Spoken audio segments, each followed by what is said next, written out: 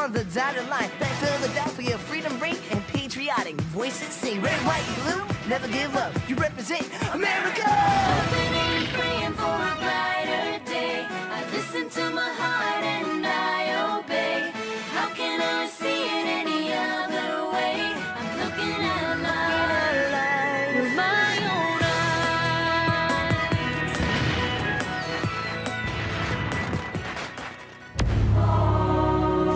Today on Liberty's Kids. The peace died on the greens of Lexington and Concord. It was murdered again at Bunker Hill. There is no peace in the hearts and minds of the countless thousands who have been forced to swallow the vile brew of British tyranny. If you insist on war, you shall have it. Massachusetts is free to fight England until the moon falls into the sea, but she will fight alone!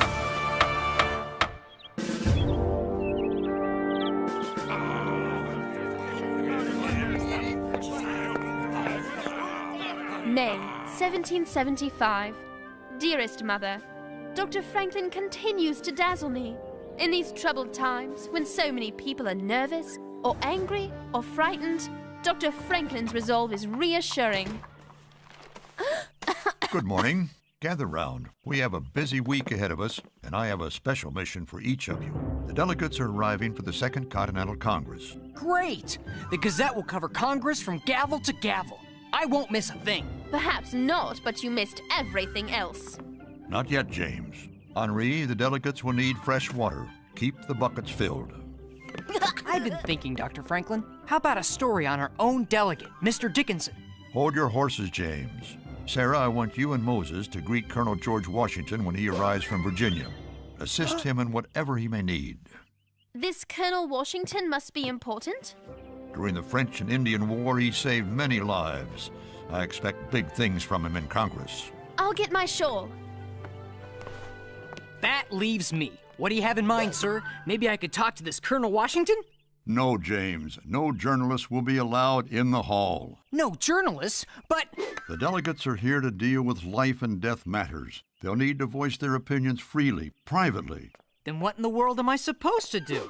Someone has to look after the delegates' horses. Horses? You may need a bigger broom. You may need a shovel.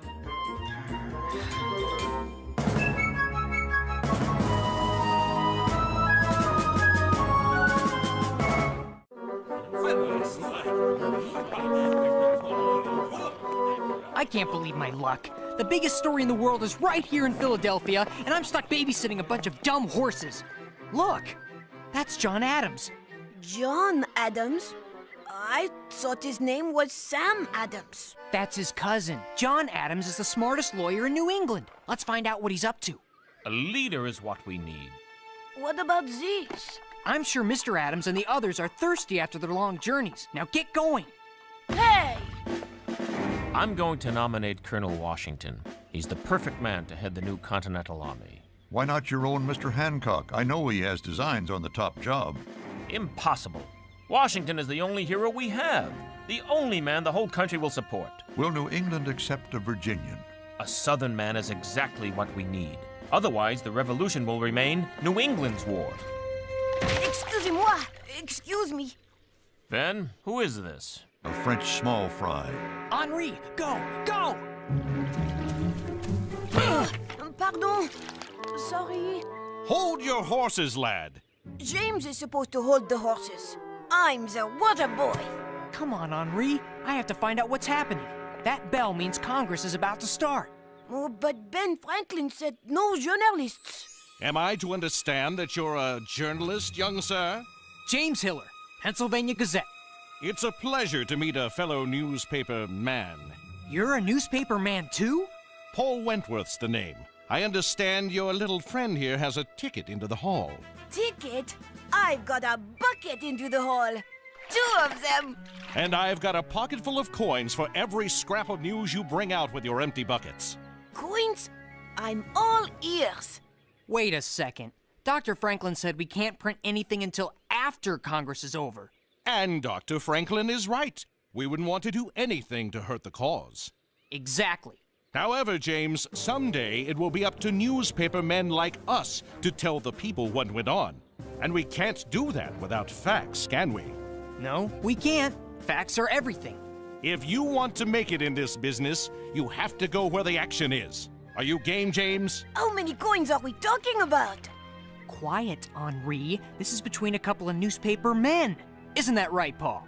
That's a fact, James. That's a fact.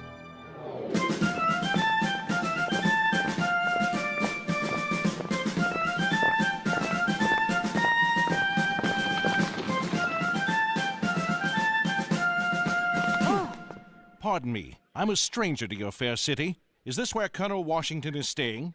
Yes, sir, but he's just now arrived. Whoa!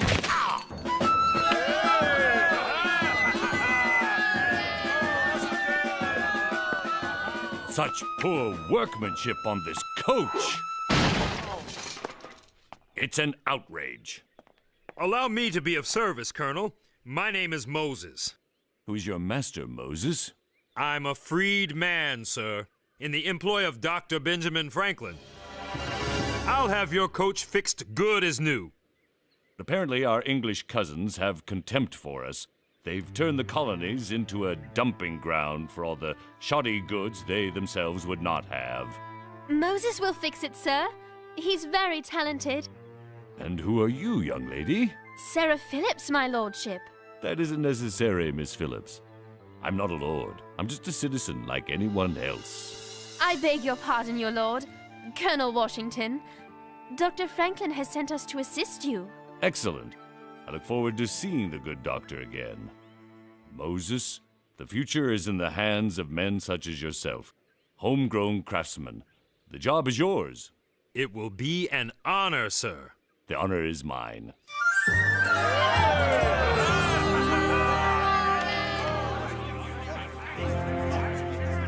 Chair recognizes the delegate from Pennsylvania colony, Mr. Dickinson. Gentlemen, hear me clearly. There are still those of us who believe in a peaceful resolve to this conflict.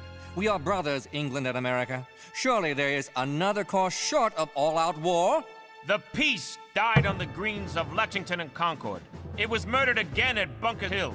There is no peace in the hearts and minds of the countless thousands who have been forced to swallow the vile brew of British tyranny. Mr. Adams, you spit fire well, but the king's guns spit lead.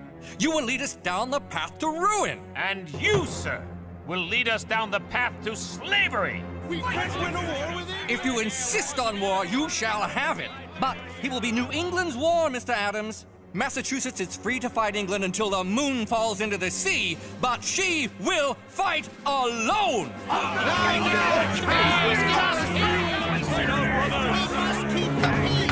Order, gentlemen, order!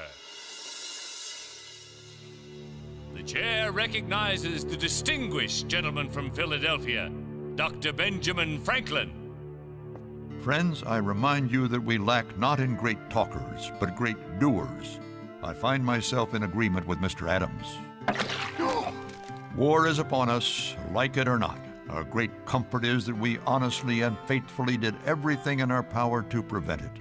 But war is here, on our doorstep, whether our doorstep be in Boston or Baltimore. Forgive me, my voice grows hoarse. Cold water, Dr. Franklin? Notebook? Pencil, please. Not my pencil, please. I hate to nag you, but... I know. Horses.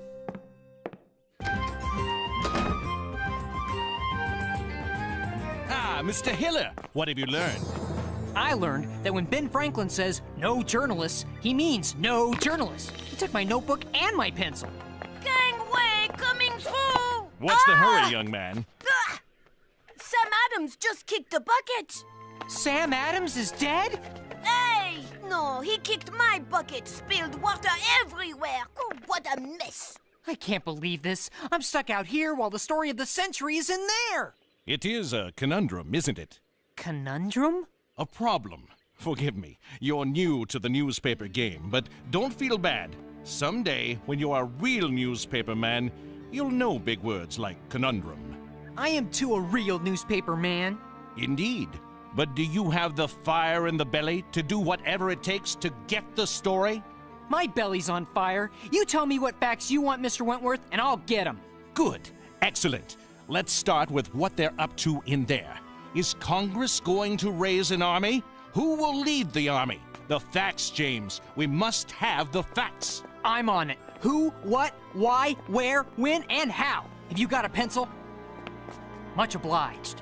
Here goes. You'd think a congressman wouldn't be so clumsy. Whoa!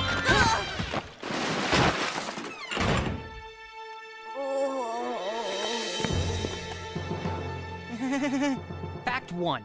This isn't going to be easy. I must know what's going on in there. Enough of this tomfoolery. We tried it your way. Now we do it my way.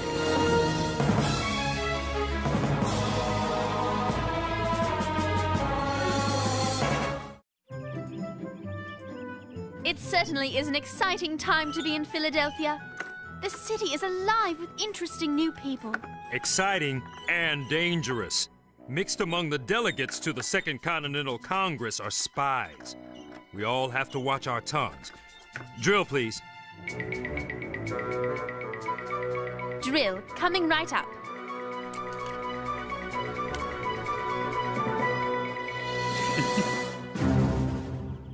He's at Mr. Rodney's desk. Who's Rodney? Caesar Rodney. He's the head man in the colony of Delaware. What he says goes. I'm surprised you haven't heard of him. Haven't you written about him in your newspaper? Oh, that's Caesar Rodney, of course. What's happening now? Dr. Franklin has the floor. There are two voices here. One seeks reconciliation with England. The other seeks independence. I address the former. It was Parliament, remember, which has doomed our country to destruction. They have begun to burn our towns and murder our people. Look upon their hands. The fault lies not with Mr. Adams. The fault lies in London. Dr. Franklin has finished speaking. I don't see Henri. Okay, he's back. He's with... Oh, this is good. John Hancock. He's with John Hancock. I don't believe it. Hancock is not only talking to Henri, he's actually writing it down for him. If Congress does not take over the army at Boston soon, it will disintegrate. All hope will be lost. The time has come. We must have a general today. Gentlemen, I think the solution is obvious. John Hancock is my nominee to lead our new national army. Mr. Payne, you flatter me. But we also have a gentleman available of impeccable credentials. A Southerner, Colonel Charles Henri Lee of Virginia. Who was born in England and who would be perfectly happy to be there now. The man we are looking for is among us, and he is a Southerner from Virginia. I nominate as General of the Colonial Army, Colonel George Washington.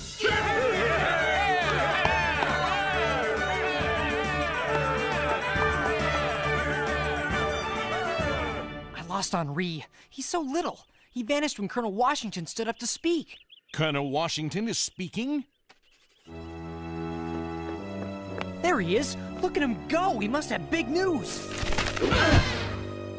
Henri has news. Come on.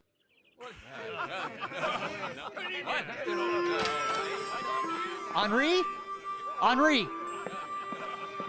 Excuse me. A boy just ran in here. About this tall? There you are. Where are your notes? I've been watching you. You've been doing great. Watching me? How? With a spyglass. You've got a spyglass? Let me see it. James, wouldn't it be better to discuss this outside? Yes, of course. Come on, Henri.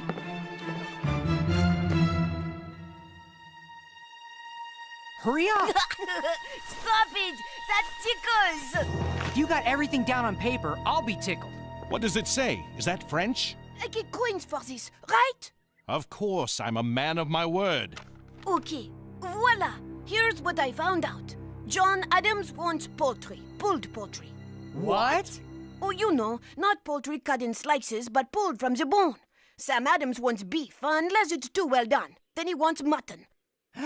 Oh, here's something strange. John Adams won't eat mutton because it's a favorite British food. Let me see that. John Hancock, potato soup? He's got a bad tooth. You were getting lunch orders? I can't believe you messed this up. Sam Adams is the one who messed it up. He spilled ink all over my lunch order. Oh, my coins, s'il vous plaît. What are these? I've never seen coins like this. They're Greek, very old, older than Hercules. The 2 slits in each coin enabled the ancient Greeks to string them on chains and wear them around their neck for safekeeping. Oh, thanks. If you want any more facts. I'll get them myself. You failed me, both of you. And the only reason I paid you is I'm a man of my word. How could you do this to me? Mr. Wentworth is an important newspaper man. He publishes a paper I've never heard of, and you made me look like a kid. I'm new at this. That's it. I'll get the facts myself and make everything right with Mr. Wentworth. I'll help. I'd like to get more of these Greek coins. Hey, those are mine. You're back to being a water boy. This is a job for a newspaper man, not a newspaper boy. Ow! Who's the water boy now?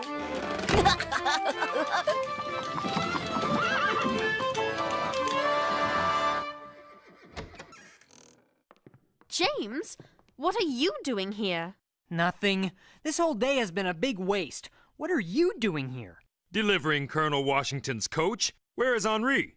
I don't care. What's wrong? I had a chance to impress an important newspaper publisher from New Hampshire, Mr. Wentworth, but I came up empty. Wentworth?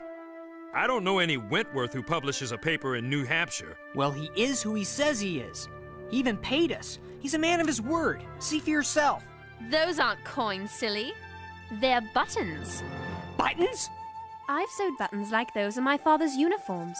These buttons were minted 3 years ago by King George to decorate the coats of gentlemen invited to the king's birthday party.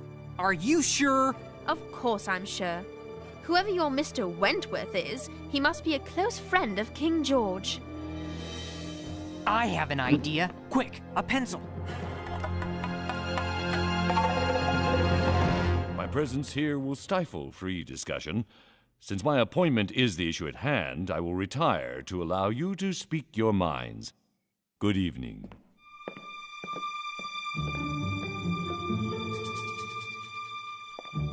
I received your note at my boarding house. You have facts? I interviewed the delegates, every single one of them. It took me all night to track them down. It's all there. The size of the new National Army, what General Hancock plans to do to drive the Redcoats out of Boston. It's the biggest story of the year. I told you I'd get the facts, and I'm a man of my word. I must go. I have to write my story and get it back to my paper. You're a first-rate newspaperman, James Hiller. Well done. And you're a rotten spy.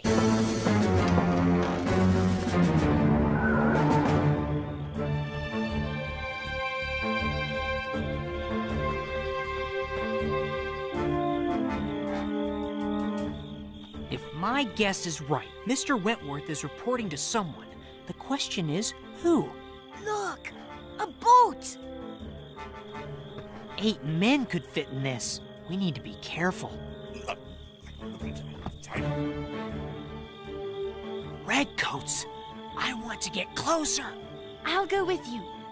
Henri, take Moses' tool pouch. We'll meet back on the road.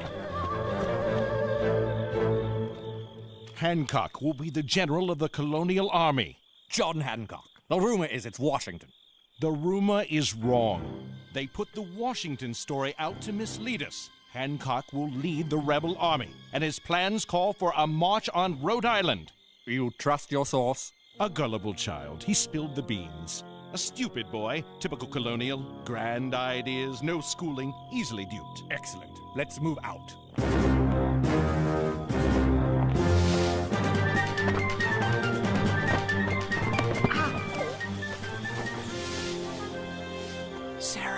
Sarah! I'm here. That was frightfully awkward for a while, wasn't it? I was a fool. I wanted so badly to be a big-shot journalist, I almost gave away secrets to the enemy. But you outsmarted them. You're British. How does that make you feel? If Colonel Washington is announced as General of the Army tomorrow, word will get to the British soon enough. And that man who deceived you and Henri will look like a fool. I can live with that. Look. What's happening? Finally!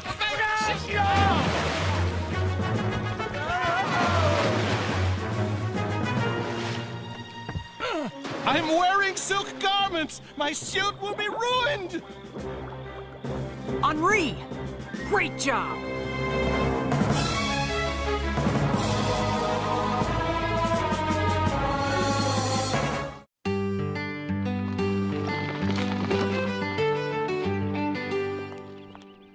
You know, I don't ask you for one moment to surrender your hope for a peaceful resolve to these problems. Thank you. I do pray for that. The only hope the colonies have to avoid all-out war is in the strength of our army and the strength of our resolve. I like General Washington. I hope the great men of this Congress work as hard to find peace as General Washington does to prepare the army for war. That will depend on Parliament. You know, Sarah, if things get too uncomfortable, we will find a way to get you back home. Thank you, Dr. Franklin. Come on! You're late! And on the issue of General of the Continental Army, we call upon George Washington. I accept this momentous duty because this Congress desires it. I beg it be remembered by every gentleman in this room that I, this day, declare with utmost sincerity, I do not think myself equal to the command I am honored with.